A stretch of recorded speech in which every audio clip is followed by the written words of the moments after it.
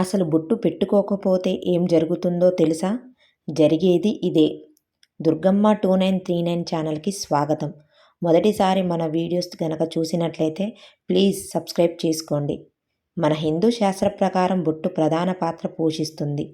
మన హిందూ మతంలో బొట్టు పెట్టుకోవడం ఒక ముఖ్యమైన ఆచారం. బొట్టు అనేది ఒక సాంస్కృతిక మతపరమైన సంప్రదాయం. ఇది మన నుదిటిపై పెట్టుకునే చిన్న చుక్క. ఇది వివిధ రకాలైన భావనలను సూచిస్తుంది. బొట్టు లేకుండా ఉన్నారంటే అది వారి దౌర్భాగ్యం అనుకోవాలి.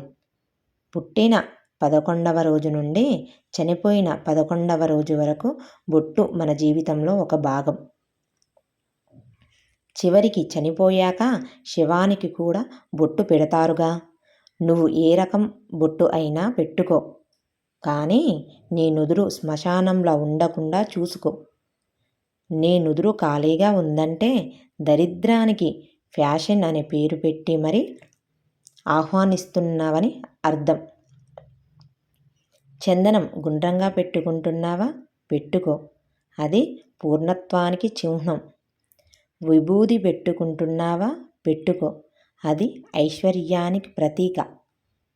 ఏనాటికైనా ఈ శరీరం భస్మంలో కలవాల్సిందేగా. నామం పెట్టుకుంటున్నావా? పెట్టుకోండి, అది నువ్వు ఉన్న స్థితి నుండి నిన్ను ఉన్నత స్థితికి చేరుకోమని అంటోంది. కుంకుమ పెట్టుకుంటున్నావా? పెట్టుకో, ఇది సౌభాగ్యానికి సోపానం. సింధూరం పెట్టుకుంటున్నావా? పెట్టుకో, హనుమంతుడి ఆశీర్వాదం లభిస్తుంది. కనుబొమ్మల మధ్య నుండేది ఆజ్ఞచక్రం. 72,000 నాడులకది నిలయం. అక్కడ తప్పకుండా ఏదో ఒక బొట్టు పెట్టు. బొట్టు పెట్టుకుంటే నీలో భక్తి భావన కలుగుతుంది.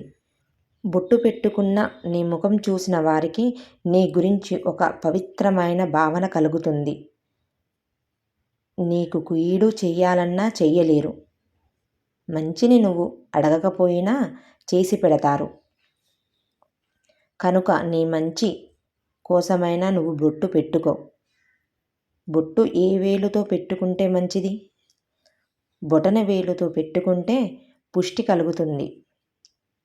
మధ్య వేలుతో పెట్టుకుంటే ఆయుష్ పెరుగుతుంది. చూపుడు వేలుతో పెట్టుకుంటే ముక్తి కలుగుతుంది.